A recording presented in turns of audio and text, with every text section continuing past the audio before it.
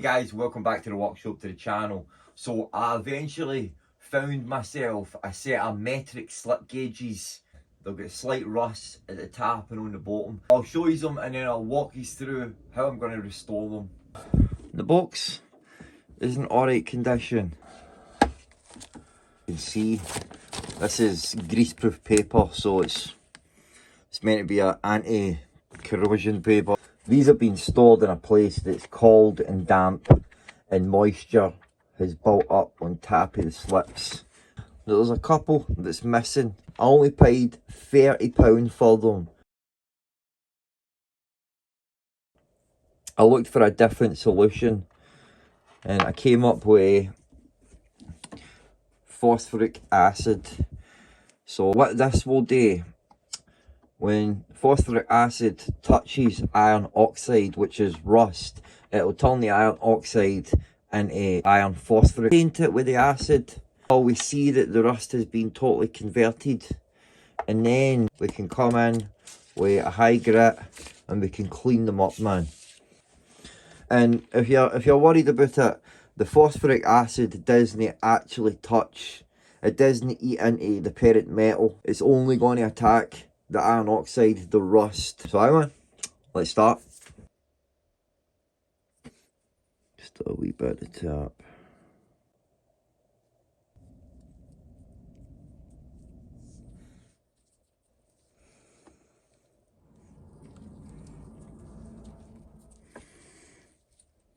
Right, let me just put these aside now and we can look at the box. So look inside. You can see there's rust. I don't think that comes out of there.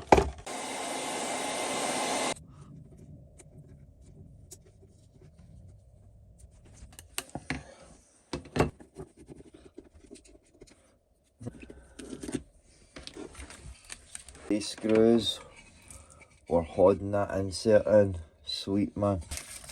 It's actually got some of this greaseproof paper in there. A wee rust spots here and there. I'll try just look with the cabinet scrape. I'm not going to do anything to this bit because it's really in good condition. Just a wee clean it needs.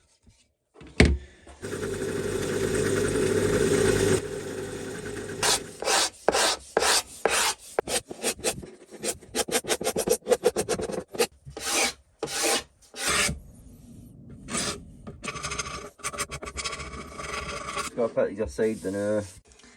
Yeah, they look a bit funky. So at this point, I was looking at them and I was thinking, I've ruined these, man. But what I didn't know is I had a serious amount of work ahead of me. If you're going to use this acid, use it sparingly on the rust only. Let's just take them to the wire wheel.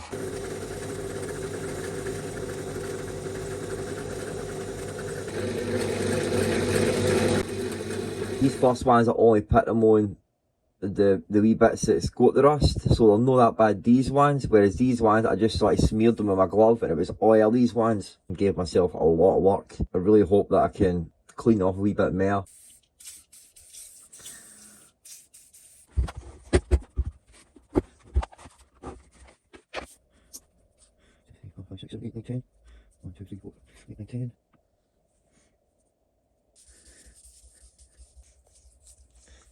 So I've got my system worked out down to a T here. I mean, last night when I was doing it, just using my hands, I mean, after about an hour of doing it, man, my hand was just cramping up to heck, man. So I was like, man, I need to find a better way to do it. So I made these two wee jigs. I mean, they've both got magnets in them. So this one I can use to do the faces. And then this one here I can use to do the sides. And they hold them pretty nicely. And these two ones here are for the rougher slips. I've got a 2000 and a 4000, and then I've got a 5000, 7000, 10,000. So I'll walk you through it now.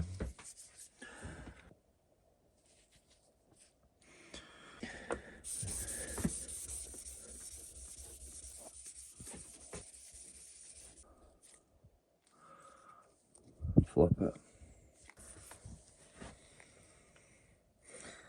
Right, looks a lot better.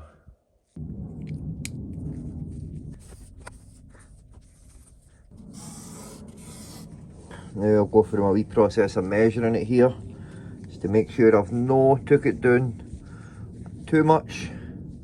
At the end of the day, doing this, you're not taking that amount of metal away, you're really just polishing it. So we can measure it, and it's at 1.20 millimeters now. So 10, 11, just there 12, just a tad there 12. Exact same there, in the middle, the exact same at the end. 12, 12, 12. I've set up the indicator here on the surface plate, and I'm just putting it under it, and then I'll just push it. And we can see it barely moved there at all, man. So that's my process, and they look alright now. I think once we polish them as well, they'll look 100 times better. But I've got a lot to get through. I did start with the surface plate, but it wasn't big enough to get my 5 pieces of sandpaper. And I've got a good idea how to replace the ones I'm missing. But I'll show you that once I've actually fixed these ones.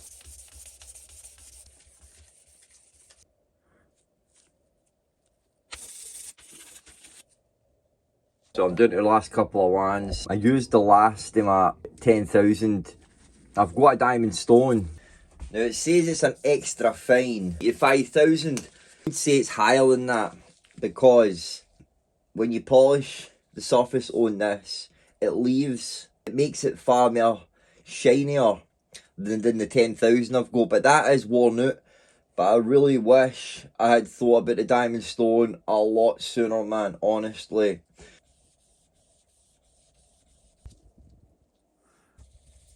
This one is 7 millimeters. There we go. Right, we're on to the last one here. And these 3 bigger ones, you know, the surfaces are a wee bit weird. It's as if they've got a hole in them. Same with that big one. That one's not as bad, but these 2 big ones, see, it seems like they've got a bit of a hole in them, but I'm not going to do much work, just the measuring side. This one. Get rid of all this, clean this up. That was really useful for doing the wee ones. Right, let's start polishing these.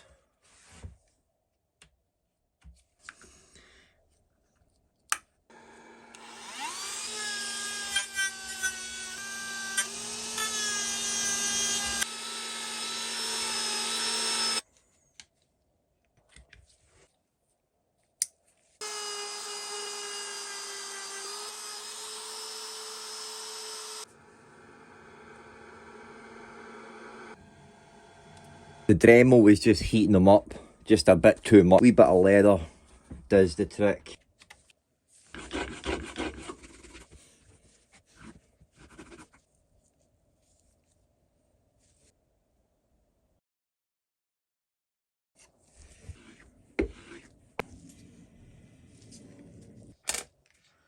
Am I glad that's their way? Hard, repetitious, tedious work. Most of them are in alright condition, you know. Obviously, every one of them had rust on them. And I've managed to clear up, I'd probably say about 70% of them. And about 30% of them, you see wee black spots where there was rust and pitting. But because we converted the rust to, you know, phosphoric iron, you see the wee black spots within the pitting itself. So man, I'm super happy with them. I'm really are, because I honestly thought that I ruined them. But I'm missing ones, so, and I did have a couple of ideas what I could do about that. Maybe a bit cowboy DIY. I'll show you the new what I'm thinking, but I've not made my mind up yet. So I've got this Imperial set here. Could join them together, Loctite them, and then each of them is a wee bit air. You see this one here is 61 millimeters, so I need to take 1 millimeter off one of them. But I'm going to sit on it now, I'm not quite sure. Ease aside the new. We can start working on this box a wee bit more. I'm not going to do anything to this. This is in really good condition. So I think I'm going to paint the box black. So with the box, I sort of neglected to tell you, when I was scraping it here, I broke through the veneer. The top part was a veneer, it wasn't solid wood. So I did only want to oil it, but once I broke through that veneer, I was sort of left with, you know, painting it. And you can sort of see it right there, where I was gluing it. Aye. But it turned out alright, looks cool. So, next Wednesday.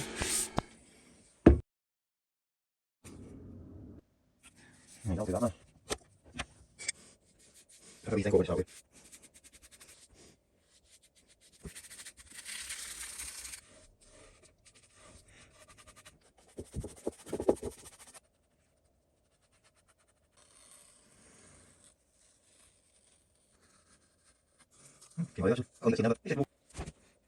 Sorry.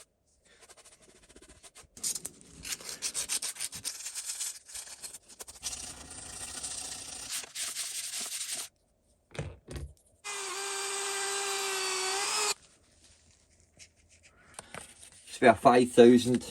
Just going to go where the tap surface, just to smoothen it out.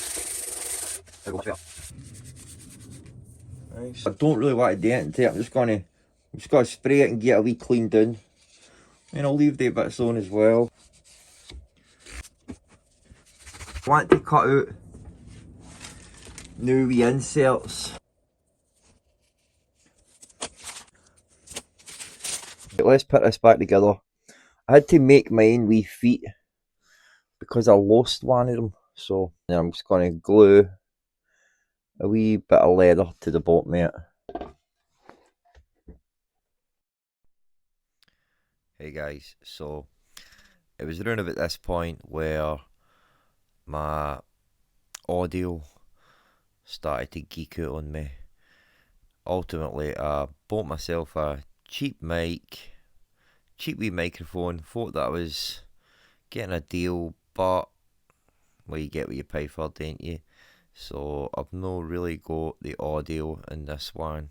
It seems that every clip that I'd made, every transition, lagged a wee millisecond. So after, 20 or 30 clips, it was like half a second behind. So ultimately the best thing for me to do was just to mute it and just to do a wee voice over here. So I'm sure that I can recover certain parts, but most of it is going to be kind of lost.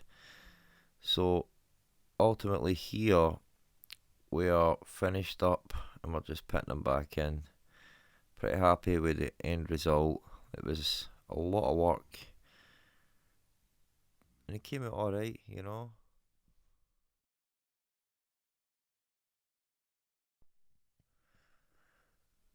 So at this point I'm just yabbering on about that they came out good, and to my surprise they were still ringing together, which basically means they were just sticking together.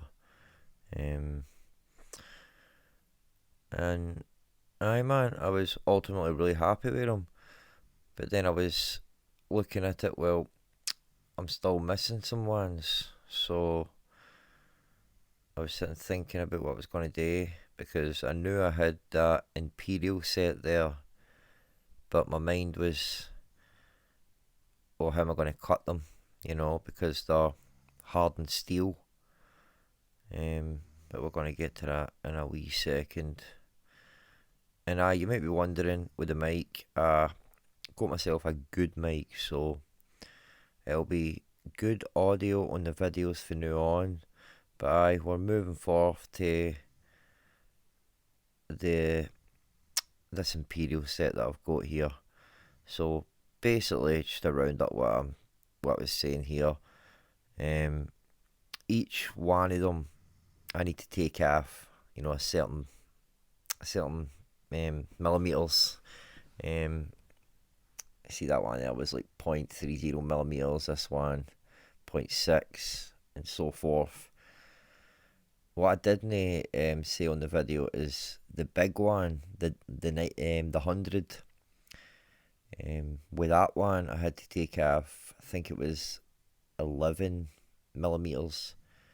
And I'd left that one to last. So by the time I had got through the rest of them, I had realised, you know, using the fly cutter to cut these down, to cut that 11 millimeters down, I would have been there all day. So I just cowboyed it and I cut off the excess way angle grinder, keeping it cool the whole time. That done the trick. But I just sitting thinking about here, what can I use to cut them? And I settled on the fly cutter with the carbide insert. But with hindsight, I probably should have gave that carbide end mill a go, because that would have ate through that hardened steel, no problem. So I was just nibbling away at them here, and it chewed up some amount of inserts, really did. I think I went through about 3 or 4 inserts each side. And then even at that, I had took them and resharpened them, so I wasn't wasting loads. But I was only taking the smallest cuts, taking out, measuring it. So really, but when you see me measuring it here, I've already measured it before and I've seen that. That's just part and parcel of editing. But I was really happy with getting it down to 40. And gluing it here, I was assuming that it was going to add, probably a couple hundred microns on. So when I actually take it to the diamond stone, I can get it down to that exact precise measurement. But man, that's me finished them, which took me basically the full day to do them all, because working on the stone, grinding the slips on the stone, I can't just welly away at it. I'm having to take my time, especially when they're tall like that. I really need to be patient and, just take my time doing them. Especially doing all the slips. Basically, that was like a week's worth of work. At least 30 hours worth of work to do all these slips. But it was worth it in the end for me, definitely.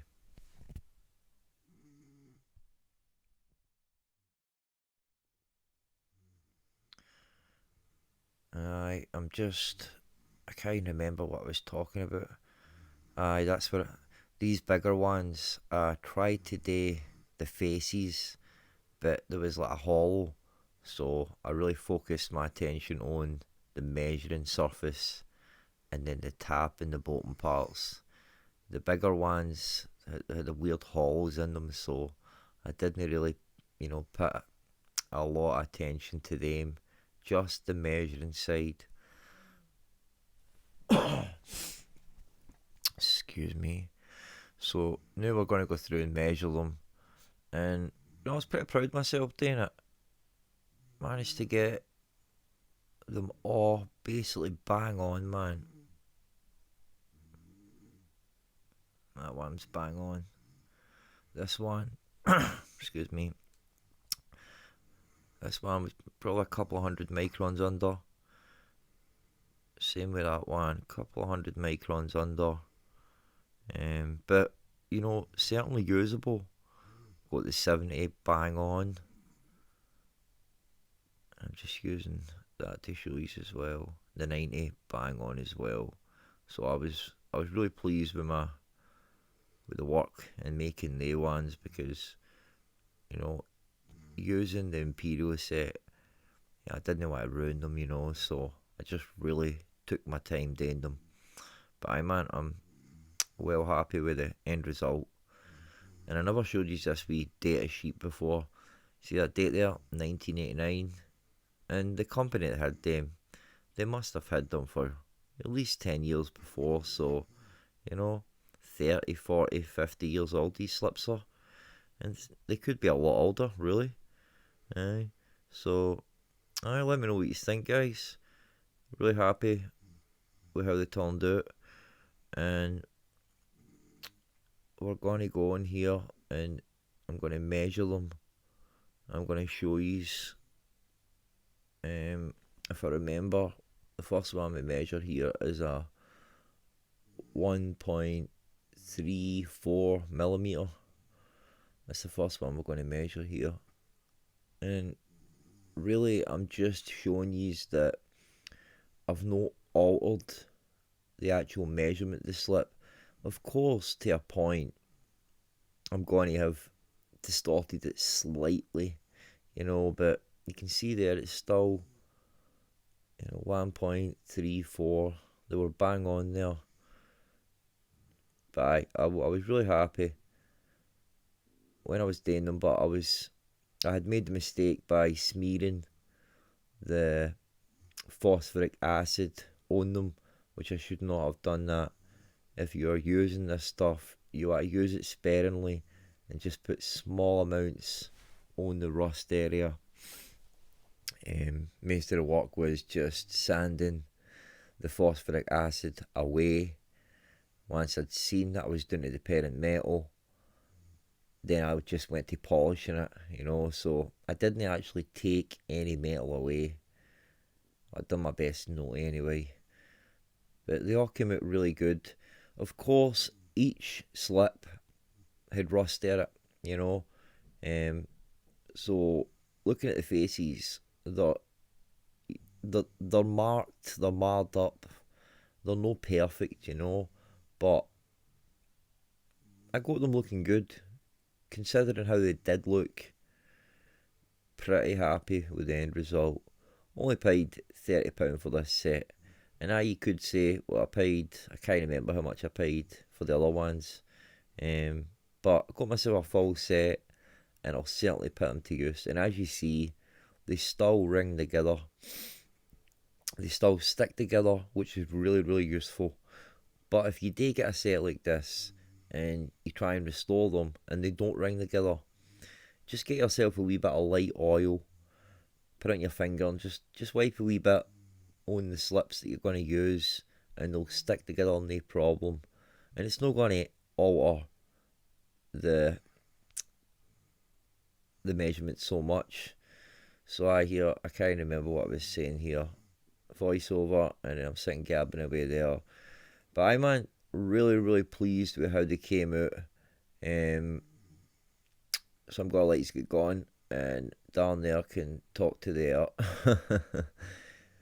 So anyway, let me know what you think, guys, and let me know what you think of the voiceovers. Is the voiceovers better, or do you like the way that I've been doing my videos before, or maybe a wee bit of both? Anyway, so I hope that you enjoyed the video, guys, and I'll let you get going. Alright, take it easy, God bless, guys, and don't forget, build some. See you later, guys.